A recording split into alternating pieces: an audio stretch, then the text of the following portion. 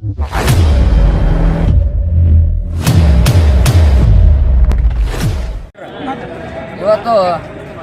ಏನು 28ನೇ ತಾರೀಕಿಗೆ ನಾವು ಹೋರಾಟ ಹಾಕೋಬೇಕಂತೇಳಿ ಅಂದ್ಕೊಂಡಿದ್ವಿ.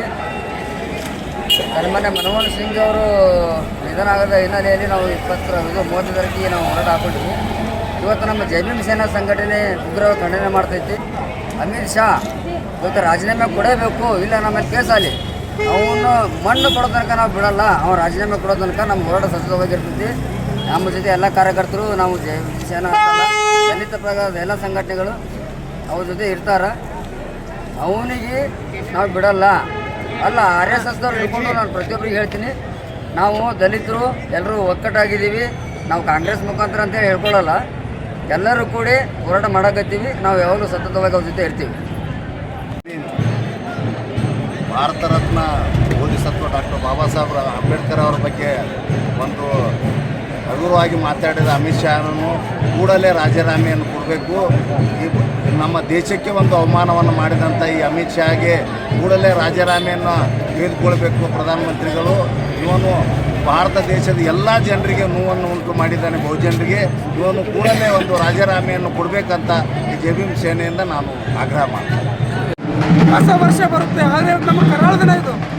ಒಬ್ಬ ಅವಿವೇಕಿ ಅಮಿತ್ ಶಾ ಅನ್ನುವಂಥ ಮನುಷ್ಯ, ಅವನು ಏನಾದರೂ ಹೊಟ್ಟೆಗೆ ಅನ್ನ ತಿಂತಿದ್ದೇ ಆದರೆ ಸಂವಿಧಾನ ಬೆಲೆ ಬಾಗಲೇಬೇಕು. ಅಂಥದ್ರಲ್ಲಿ 140 ಕೋಟಿ ಜನಸಂಖ್ಯೆಯಲ್ಲಿ ದಲಿತ, ಹಿಂದುಳಿದ, ಅಲ್ಪಸಂಖ್ಯಾತ ಜನಗಳು ಈ ದೇಶದ ಒಡೆಯರು, ನಾವು ಮೂಲ ನಿವಾಸಿಗಳು ದಲಿತರು ಅನ್ನುವಂಥದ್ದನ್ನು ಮರೆತು ಬಾಬಾ ಸಾಹೇಬ್ರ ಸಂವಿಧಾನ ಅಲ್ಲದು, ರಾಮಾಯಣ ಬರೆದಂಥ ಇವರಪ್ಪ ಅಲ್ಲ, ಅದು ಬರೆದಿದ್ದು ವಾಲ್ಮೀಕಿ. ಅವನೊಬ್ಬ ST ವಾಲ್ಮೀಕಿ ಜನಾಂಗದ ಮನುಷ್ಯ. ಏನು ಈ ದಲಿತ ಸಮುದಾಯದಲ್ಲಿ ಇರ್ತಕ್ಕಂಥವ್ರನ್ನು ಪ್ರತಿಯೊಬ್ಬರು PhD ಕಲ್ತಿದ್ದಾರೆ, ರಾಜಕೀಯವಾಗಿ ಹಿಂದುಳಿದಿದ್ದಾರೆ. ನಮ್ಮ ರಾಜಕೀಯ ನಮಗೇನಾದರೂ ದುಡ್ಡಿನ ಅವಕಾಶ ಇತ್ತು ಅಂತಂದರೆ ಪ್ರಧಾನಮಂತ್ರಿ ನಾವೇ ಆಗ್ತಿದ್ವಿ. ಅಂಥದ್ರಲ್ಲಿ ಒಂದು ಸಂವಿಧಾನದ ಮೂಲಕ ಒಂದು ಚೇರ್ನಲ್ಲಿ ಇರ್ತಕ್ಕಂಥ ಒಬ್ಬ ಅವಿವೇಕಿ ಅಮಿತ್ ಶಾ ಅನ್ನುವಂಥ ಅವಿವೇಕಿ ಇವತ್ತು ರಾಜೀನಾಮೆ ಕೊಡಬೇಕು.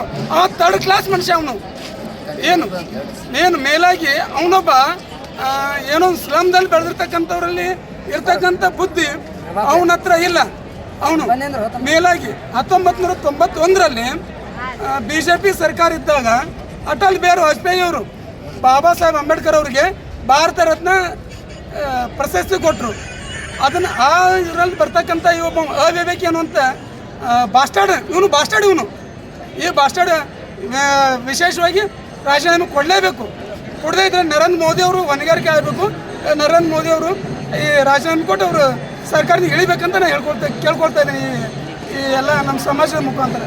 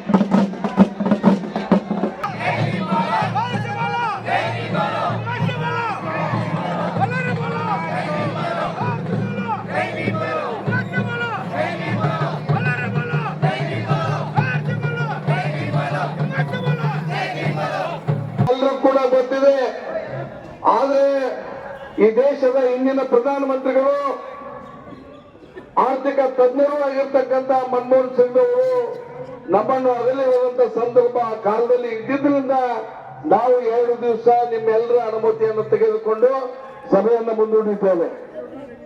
ಬಹುಶಃ ಇವತ್ತು ಸಭೆ ಆಗಿದ್ದು ನಾವು ಕರೆದಂತ ಸಭೆಗೆ ನೀವೇನು ಆಗಮಿಸಿದ್ರಿ, ನಿಮ್ಮ ಉಪಕಾರ ಯಾವತ್ತಿಗೂ ಕೂಡ ನಾವು ಈ ವೇದಿಕೆ ಮೇಲೆ ಇರ್ತಕ್ಕಂಥವ್ರು ಯಾರು ಕೂಡ ಮರಲಿಕ್ಕೆ ಸಾಧ್ಯ ಇಲ್ಲ.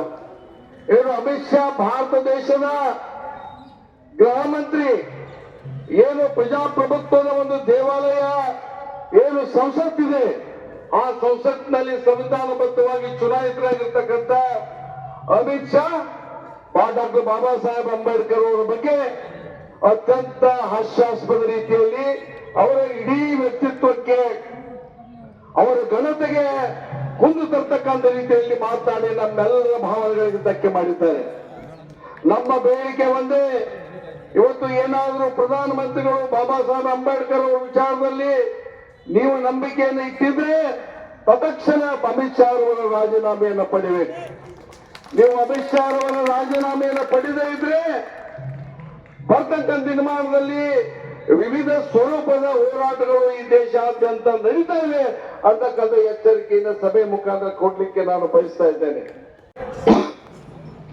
ಲಭ್ಯ ಆಗಿದೆ ಅಂದ್ರೆ ಒಂದು ಡಾಕ್ಟರ್ ಬಾಬಾ ಸಾಹೇಬ್ ಅಂಬೇಡ್ಕರ್ ಕಾರಣ.